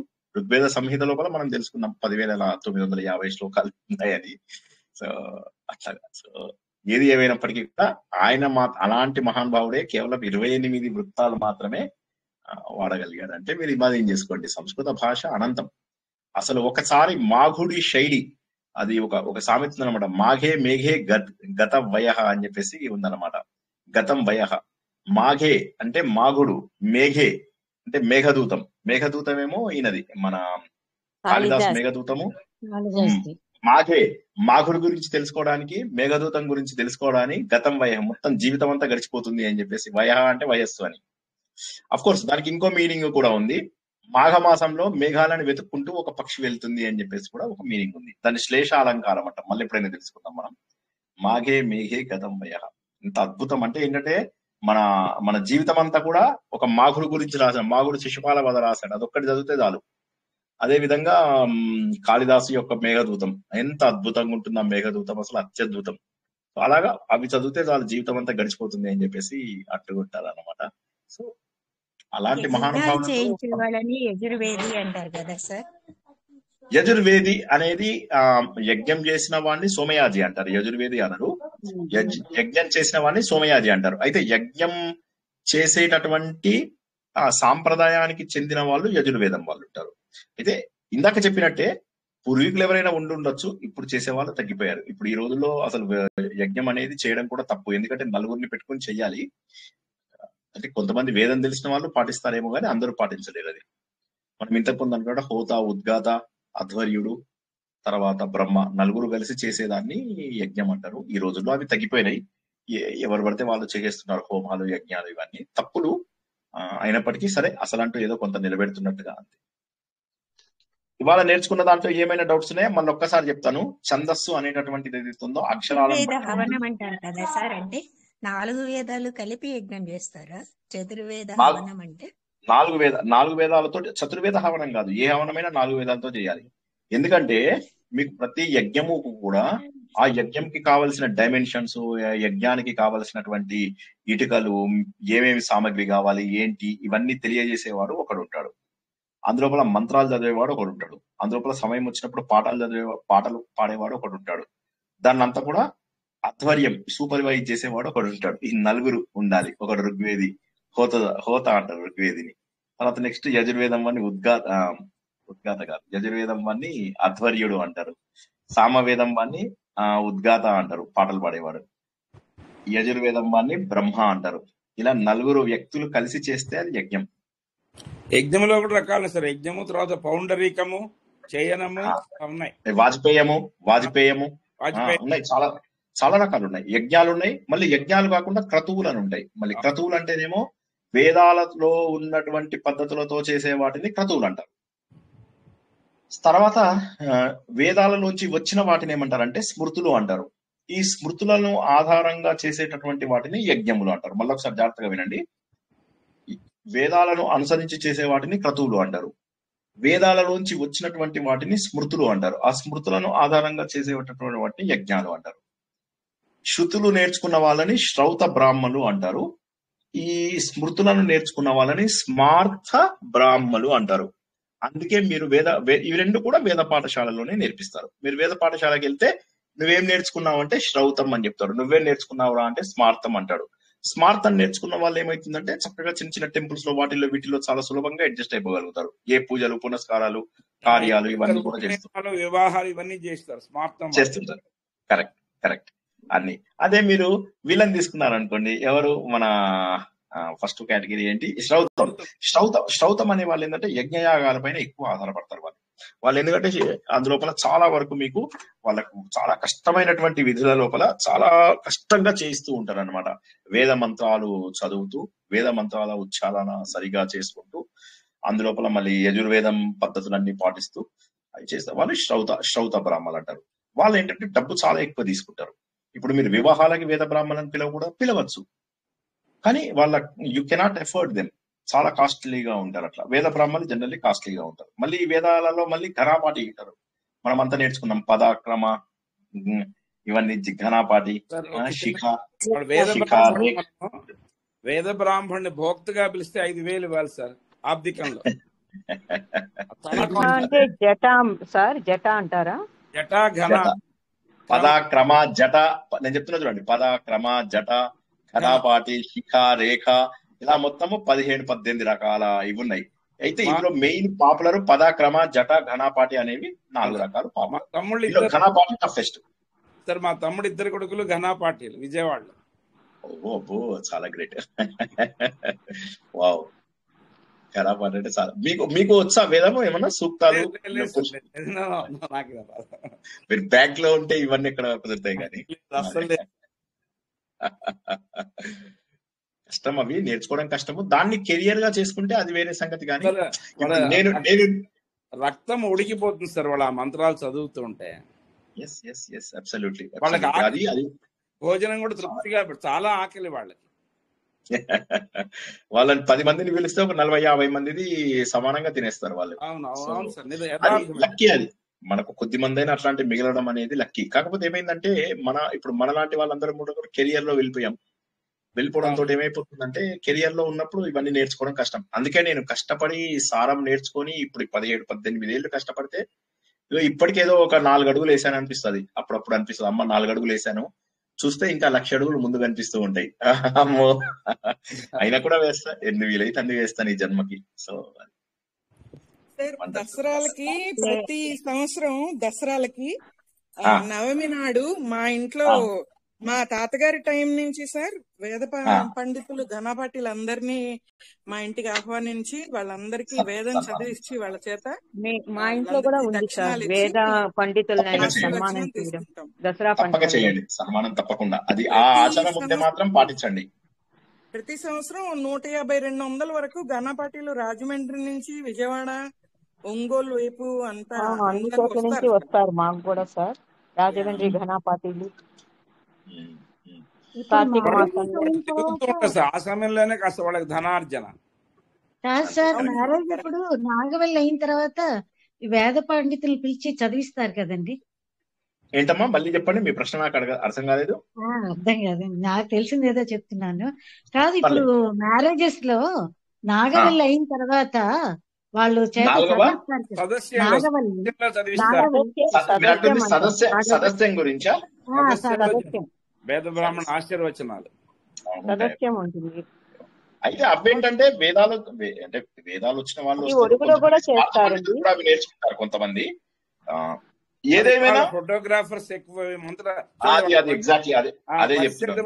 లేదు సార్, ఒక ఆశ్రమం పశ్యతి పుత్రం పశ్యతి పౌత్రం అంటారు వాళ్ళు. అది వింటే వీడు కొడుకుని చూస్తాడు, మనవాడిని చూస్తాడు, ముది మనవాడిని చూస్తారు. అది ఆ ఉపయోగం తెలియట్లేదు వీళ్ళకి. అది మనము మన సంపదని మనమే చేతుల నాశనం చేసుకుంటున్నాం కదా. ఇప్పుడు మనం కూడా ఇందులో చాలా మంది నా వయసు వాళ్ళు, నాకంటే పెద్దవాళ్ళు కూడా ఉన్నారు, నాకంటే చిన్న వాళ్ళు కూడా కొంతమంది ఉండొచ్చు. బట్ అదే అంటున్నాను, ప్రాబ్లం ఏంటంటే మనం ఏం నిలబెడతాం వీటిని. నేనున్న టైం లోపల సగం టైం నాకు RSSకే వెళ్ళిపోతుంది, ఉన్న సగం టైము అతి కష్టం మీద వీటికి పెడతాను. ఇంకా అసలు అదే అంటాను, చాలా కష్టం. ఇదంతా కూడా ఏంటంటే యంగ్ జనరేషన్ టేకప్ చేస్తే అది వేరు, కానీ మన దీంట్లో అయినా కూడా పర్వాలేదు. మనం నేర్చుకుంటే కనీసం వచ్చే జన్మలో ఇక్కడి నుంచి స్టార్ట్ చేయొచ్చు కదా. అది అట్లా పెట్టుకొని నేర్చుకోండి, అందరూ మనస్ఫూర్తిగా హోల్ హార్టెడ్ గా నేర్చుకోండి. ఎంత నేర్చుకుంటే అంత. ఎస్పెషల్లీ మన వేద క్లాసెస్ మిస్ అవ్వకండి ఎవరు కూడా, ఎందుకంటే అంత చదువుతున్నా మనం వింటున్నా కొద్దీ ఎంత బాగా అసలు కొత్త విషయాలు మనం తెలుసుకుంటున్నామో చూడండి. సో మనము అందులోపల 11,000 శ్లోకాలలో ఇప్పటికి మనం ఒక 40-50 నేర్చుకున్నాం అంతే. అందులోనికే ఎంత నాలెడ్జ్ వచ్చేసిందో మనకు సీక్వెన్స్. మళ్ళీ ఇదే సీక్వెన్స్ ని మళ్ళీ మనము నిన్న దేంట్లో నేర్చుకున్నాము, మనం నారాయణీయంలో నేర్చుకున్నాం. సేమ్ వేదాలలో నేర్చుకున్న విషయాలనే మళ్ళీ నారాయణీయంలో నేర్చుకున్నాం. ఎవరెవరు ఫస్ట్ గాడు, అగ్ని, వాయువు, అశ్విని దేవతలు ఎవరైతే ఉంటారో మళ్ళీ వాళ్ళే ఇందులోపల కూడా ముందు పరబ్రహ్మ కంటే కూడా పరబ్రహ్మ హిరణ్య గర్భుడుగా మారి తర్వాత పురుష సూక్తం వచ్చే ముందు ఏదైతే ఉందో మిగతా దేవతలందరూ పుట్టేశారు. కానీ అసలు సృష్టి జరగాలి అంటే పురుషుడు కావాలి, ఆ పురుష రూపం. ఇవన్నీ కూడా నిన్న మనం నారాయణ ఒకటి గుర్తుంచుకోండి, మనం నేర్చుకుంటున్నవన్నీ కూడా ఒక సీక్వెన్స్ గా అన్ని కూడా ఒకదాంతో ఒకటి లింక్ అయినవే నేర్చుకుంటున్నాం. కాబట్టి అదృష్టం బాగుంది. సమయాన్ని వృధా చేసుకోవద్దు. నేను ఒకటే చెప్పేది ఏంటంటే సమయాన్ని వృధా చేసుకోకూడదు. ఇప్పుడు ఇవాళ నేను ఒక RSS మీటింగ్కి వెళ్ళాల్సి వచ్చింది. అందరూ ఒక 70 మంది దాకా కూర్చున్నారు. ఆయన వక్త వేరే ఆయన, నేను కాదు వాళ్ళ వక్తని, వేరే ఆయన మాట్లాడుతుంటే నాకు పాయింట్లు ఇది ఉన్నాయి. నేను పెన్ను పేపర్ ఉంది నా దగ్గర, రాసుకుంటూ కూర్చున్నా చిన్న పిల్లలాగా. అందరు నాకంటే చిన్న పిల్లలే, కానీ ఎప్పుడు సో అలా వింటున్నారు, ఆవులిస్తున్నారు అంతే. సో జ్ఞానం అనేటటువంటిది ఏంటంటే దానికి ఎంత తృష్ణ, ఆ తృష్ణ లోపల చాలా ఉండాలి, అది గుర్తుంచుకోండి. నేను మాట కంటే మీకు అందరికి బాధ అనిపిస్తుంది, కానీ శ్రద్ధ చాలా పెట్టుకోండి, ఎంత బాగుంటుందో జీవితం. నేను చెప్పలేను, I cannot express you my జ్ఞానము అనంతము సార్, అనంతము జ్ఞానం, అనంతం. అండ్ అందులోపల ఏ చెంచా తిన్నా కూడా సంతోషమే. ఇప్పుడు అమృతం అనంతము అండ్ అమృతం కూడా ఎంత ఆనందం అనిపిస్తూ ఉంటుందంటే కొత్తవి నేర్చుకుని వాటిని తెలుసుకుంటూ ఉంటే ఎంత సంతోషం. ఇవాళ నాకు సుమారుగా 6 పాయింట్లు కొత్తవి తెలిసాయి. ఇప్పుడు మొత్తం నేను రాసుకున్న నోట్స్ లో 6 పాయింట్లు, నాకు అది నాకు చాలా గ్రేట్. ఎంత సంతోషంగా ఉన్నాను. హెడేక్ ఉండే, అసలు వెళ్ళేటప్పుడు అంతా అలసిపోయి ఉన్నాను, అసలు ఓపిక లేదు ఇవాళ. కానీ వెళ్ళి అమ్మ 6 పాయింట్లు కొత్తవి నేర్చుకున్నా అనే సంతోషంతో ఇంటికి వచ్చినప్పుడు మొత్తం శ్రమ అంతా కూడా వెళ్ళిపోయింది. ఎనీవే, సో అందరికీ కూడా కృతజ్ఞతలు. ఛందస్సుని మరొకసారి ఈ క్లాస్ జాగ్రత్తగా వినండి. వింటే వచ్చే క్లాస్ లో మనం చక్కగా ఇంకా కొద్దిగా గురువులు లఘువులు ఎట్లా క్యాలిక్యులేట్ చేయాలి, గణాలు ఎట్లా క్యాలిక్యులేట్ చేయాలి, అవన్నీ కూడా మనం తెలుసుకుందాం. వీలైన వాళ్ళు ఇంటర్నెట్ లో ఆల్రెడీ కొద్దిగా చూసుకొని వస్తే బాగుంటది. గణములు ఎట్లా క్యాలిక్యులేట్ చేయాలి, లఘువులు అంటే ఏంటి, గురువులు అంటే ఏంటి ఒకసారి చూసుకొని రండి. అన్ని చిన్నప్పుడు చేసినవే. చిన్నప్పుడు మనము చంపకమాల ఉత్పలమాల చేసాం, జ్ఞాపకం ఉందా? నజభజ జజర భరణ భవరవ, సో మసజస తతగా, సో ఇవన్నీ ఏవైతే ఉన్నాయో. ఇంకోటి ఏంటి, చంపకమాల ఉత్పలమాల. ఉత్పలమాల ఏంటి? నజభజ జజర భరణ భవరవ కాదు, ఇంకోటి ఏదో మర్చిపోయాను.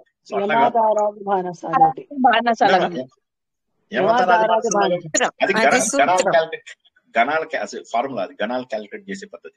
సో ఎనీవే, ఇవన్నీ మనం చిన్నప్పుడు నేర్చుకున్నాం. అవి కాకుండా ఇందులో అన్ని కొత్త ఉంటాయి. ఇప్పుడు మనం చెప్పినట్టుగా ఇంద్రవజ్ర, ఉపేంద్ర వజ్ర, ఉపజాతి, ఇందాక మీరు చెప్పినటువంటి శిఖరిని, వియోగిని, మందక్రాంత, స్రగ్ధర, ఇవన్నీ కూడా వృత్తాలు. ఈ వృత్తాలన్నీ కూడా మనం చక్కగా నేర్చుకున్నాం. ఇవన్నీ కూడా నేర్చుకున్నాం. ఓకే, ఇవాళది ఏమన్నా డౌట్ ఉందా? ఇవాళది ఒకసారి చిన్నగా సమ్మరీ చెప్తాను. ఛందస్సు అనేది అడగండి ప్లీజ్, కంటిన్యూ. యజ్ఞము, యాగము, క్రతువు, హోమం, వీటికి డిఫరెన్స్ ఏంటి సార్? అన్ని కూడా దాదాపుగా సేమ్. ఒక్కసారి వచ్చేవాళ్ళని తెలుసుకుందాం అవి, సరేనా? ఇవాళ దానికి నేను సమ్మరీ చేసేస్తున్నాను, తప్పకుండా చెప్తాను వచ్చేవారికి. క్రతువుకి యజ్ఞంకి నేను చెప్పాను ఇందాక. ఇప్పుడు మీరు చెప్పినటువంటి హోమము, ఇంకోటి ఏమన్నారు మీరు? యాగం. ఈ రెండు కూడా మనం వచ్చే, యాగం అంటే వేరు మీకు అవన్నీ. యాగం దీనికి కిందికి రాదు. యాగం అంటే మీకు అశ్వమేధ యాగం అంటారు. సో వాటికి ఎక్స్టర్నల్ యాక్టివిటీస్ కూడా ఉంటాయి. ఎనీవే, అవి వచ్చేవారని తెలుసుకుందాం. ఇవాళ మనము తెలుసుకున్న వాటిని ఒక్కసారి అందరికీ కలిపి సమ్మరైజ్ చేస్తాను చూడండి. ఛందస్సు అంటే ఏంటంటే ఆహ్లాదపరిచేటటువంటి సాహిత్యము. మళ్ళా చెప్తున్నాను, ఆహ్లాదపరిచే సాహిత్యము ఛందస్సు. ఇది పద్యంలో వాడతాము, తర్వాత మనము చంపులో వాడతాము. సాహిత్యం 3 రకాలు: పద్యము, గద్యము, చంపు. చంపు లోపల చాలా కష్టం, పద్యం కూడా సులభం, కానీ గద్యం కష్టము, చంపు ఇంకా కష్టం. సో అయితే ఈ కష్టమైనటువంటి వాటి లోపల మనం ఏం చేస్తాము, ఒక్కొక్క అక్షరంలో ఎన్ని నియమాలు ఉండాలి, కష్టమైన కదా సారీ పద్యములలో వాటిలో మనం ఏం చేస్తామంటే ఎన్ని పాదాలు ఉన్నాయో ముందు చూస్తాము. జనరల్ గా 4 పాదాలు ఉండే వాటిని పెట్టుకుని వాటికి ఛందస్సుకి నియమాలు పెట్టాము. ఒక్కొక్క పాదంలో ఒక అక్షరం ఉండి ఒక అక్షరం ఉంటాయా? అట్లా ఉంటాయి. దానికి కూడా ఎగ్జాంపుల్స్ తెలుసుకుంటాం. 2 అక్షరాలు 2 అక్షరాలు 2 అక్షరాలు 2 అక్షరాలు, 3 అక్షరాలు 3 అక్షరాలు 3 అక్షరాలు 3 అక్షరాలు, 4 4 4 4, 5 5 5 5. ఈ 5 రకాల ఛందస్సులని మనం ఎక్కువగా వాడము. 6 నుంచి మొదలెట్టి 12 వరకు, 6 7 8 9 10 11 12, మొత్తం ఎన్ని? 7. ఈ 7ని వైదిక ఛందస్సు అంటాము. సూర్యుడి యొక్క గుర్రాలు అని చెప్పేసి ఏ తెలంగాణ యు బీజేపీ అన్నట్టుగా గుర్తుంచుకొని ఆ 12 తర్వాత 13 14 15 16 17 18 19 ఇంతవరకు ఉన్నది సెకండ్ సప్తకం అంటారు. 3వ సప్తకంలో ఏముంటాయి? 20 21 22 23 24 25 26 26. సో మొత్తం ఈ 7ని 3వ సప్తకం, మొదటి సప్తకం, 2వ సప్తకం, 3వ సప్తకం, మొత్తం 21. మొదటి 5 కూడా కలుపుకుంటే 26. ఇవన్నీ కూడా ఛందస్సులు. మొదటి లైన్ లో ఉండే అక్షరాలను బట్టి వీటిని పాదము అంటాము. పాదముల యొక్క కాంబినేషన్ ఉండి అవి ఛందస్సు నియమాలు పాటిస్తే మాత్రమే దాన్ని చరణము లేదా శ్లోకము లేదా మంత్రము అంటాం. మళ్ళీ ఒకసారి చెప్తా. 4 పాదములు ఉండాలి, ఇందులో ఛందస్సు ఉండాలి, ఇందులో ఛందస్సు ఉండాలి, ఇందులో ఛందస్సు ఉండాలి, ఇందులో ఛందస్సు ఉండాలి. అప్పుడు దాన్ని చరణము లేదా శ్లోకము అని అంటాము. దీనిని పాదము అంటాము. ఒక పాదంలో ఎన్ని అక్షరాలు ఉండొచ్చు? 1 నుంచి 26 వరకు ఉంటేనేమో ఛందస్సు, 26 పైన ఉంటే దండకాలు. నెక్స్ట్ చరణము లేదా పద్యము లేదా శ్లోకము అనేటటువంటిది మంత్రము. ఇందులోపల ఎన్ని పాదాలు ఉండాలి? 4 పాదాలు ఉండాలి.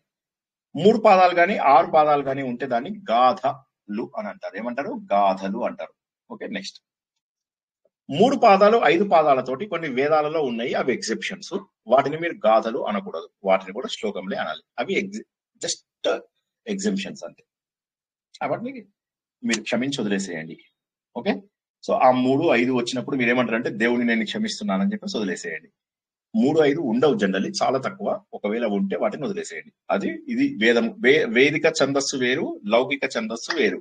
వైదిక ఛందస్సు అంటే వేదాలలో ఉపయోగించే వాటిని వైదిక ఛందస్సు అంటారు. లౌకిక ఛందస్సులో మనం లౌకిక ఛందస్సు వాడతాము. 7 అంటే 13, 14, 15, 16, 17, 18, 19, 20, 21, 22, 23, 24, 25, 26 అక్షరాలు వాడతాము. వేదాలలో ఉన్నటువంటి కొన్ని ఛందస్సులు ఏవైతే ఉంటాయో అనుష్టుప్, త్రిష్టుప్ లాంటివి అవి కూడా వాడతాం. ఇది మనకు లౌకిక ఛందస్సు.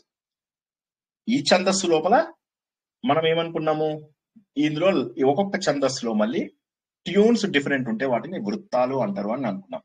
ఒక్కొక్క ఛందస్సులో ఎన్ని వృత్తాలు ఉండొచ్చు? ఎన్నైనా వృత్తాలు ఉండొచ్చు. అలా ఎన్ని వృత్తాలు మొత్తం క్యాల్కులేట్ చేయొచ్చు మనము? మనకు తెలిసిన 26 ఛందస్సులు మాత్రమే, దాంట్లోనే మనం కలుపుకుంటే 13 కోట్ల ఛందస్సులు రాయవచ్చు అని చెప్పేసి, 13 కోట్ల వృత్తములు రాయవచ్చు అని చెప్పి తెలుసుకున్నాం. ఛందస్సులు కాదు, ఛందస్సులు 26, వృత్తములు 13 కోట్లు రాయవచ్చు. ఇందులో మాక్సిమం రాసినటువంటి వ్యక్తి పేరు ఏంది? నారాయణ భట్టాద్రి. ఎప్పటి వాడు? 1550 సంవత్సరాలు. ఆ టైంలో వాడు 500, 600 సంవత్సరాల కిందటి వాడు. ఆయన ఇచ్చినటువంటి నారాయణీయంలో ఉన్నటువంటి ప్రతి ఛందస్సు గురించి మనము తెలుసుకుంటాం, ప్రతి వృత్తము గురించి తెలుసుకుంటాం. ఇదైన తర్వాత ఏమనుకున్నాం మనము? వర్ణము, తర్వాత మాత్ర, లయ అని అన్నాం. వర్ణము అంటే అక్షరము, దీన్నే గణితము అని కూడా అంటారు. రెండవది మాత్ర. మాత్ర అంటే ఒక రెప్పపాటు సమయంలో ఎంత పలకగలుగుతాం? రా రా. ఓకే, మీరు రోడ్ల మీద కొట్టద్దు అని చెప్పిన దాన్ని మాత్రలు అంటారు. నెక్స్ట్ గతి లేదా లయ లేదా ట్యూన్ అంటాము, దాన్ని ఛందస్సులోకి మనము తీసుకొస్తాము. ఇది కాక యతి అని ఉంటుంది, ఇందాక చెప్పడం మర్చిపోయాను. యతి అంటే ఏంటంటే మన తెలుగులో యతి వేరు, సంస్కృతంలో యతి వేరు. యతి అంటే ఏంటంటే బ్రీతింగ్ స్పేస్. ఇప్పుడు మన మన మన హరిత మేడం ఏమని చెప్తుంది? కామ అని చెప్పి చెప్తుంది. దాన్ని కామ అనకూడదు, దాన్ని ఏమనాలి మనము? అక్కడ యతి. దాన్ని ఏమనాలి? యతి అనాలి. యతి అంటే ఏంటి? ఎక్కడ గాలి పీల్చుకోవాలి మనము, ఊపిరి పీల్చుకోవాలి, అది యతి. అయితే ఆవిడ ప్రతి లైన్ చదివి యతి, తర్వాత యతి అంటే మళ్ళీ మీరు యతి అని చదువుతారు. అందుకోసమని ఆవిడ కామ అని చెప్తుంది. కానీ కామ చెప్పకుండా పాజ్ అని కూడా చెప్పుకోవచ్చు, లేకపోతే ఆగండి అని చెప్పుకోవచ్చు, ఏదో ఒకటి మొత్తం మీద. అది యతి అంటారు అన్నమాట. యతి అంటే ఎక్కడ బ్రేక్ తీసుకోవాలి అనేదాన్ని యతి అంటారు. పాదం అంటే తెలుసుకున్నాం, అక్షరాల యొక్క కలయికని పాదం అంటారు. పాదాల యొక్క కలయికని చరణాలు అంటారు. ఐ థింక్ ఇవాళ చెప్పినవన్నీ కూడా మనము రివిజన్ చేసుకున్నాము. ఒకసారి మళ్ళీ అందరూ కూడా క్లాస్ రివిజన్ చేసుకోండి, సరేనా? వండర్ఫుల్. రేపు మళ్ళీ సాయంత్రము యథావిధిగా మనము దశశ్లోకి ఇంత వివరంగా తెలుసుకుంటాము. మొదటి శ్లోకము సగమై నేర్చుకున్నాము, అది రేపు మొత్తం నేర్చుకుంటాము. ఇది ఉపదేశ సారం యొక్క కంటిన్యూయేషన్ లాగా ఉంటున్నటువంటి కొద్దిగా కష్టమైనటువంటి ఇది, కాకపోతే ఇది పూర్తి ఆత్మస్వరూపాన్ని తెలిపేటటువంటిది. సో నా భూమితోయం అని చెప్పేది అయితే నేర్చుకుంటాము రేపు. అందరూ కూడా శ్రద్ధగా నేర్చుకోండి. ఈ రోజు నేర్చుకున్నవన్నీ కూడా అందరూ శ్రద్ధగా విన్నారని, చక్కగా మళ్ళీ పునశ్చరణ చేసుకుంటారని ఆశిస్తూ ఈ రోజు తరగతిని ఇక్కడికి ముగించుకుందాం. జై శ్రీకృష్ణ. అందరికీ శుభరాత్రి. పునర్మిలామః.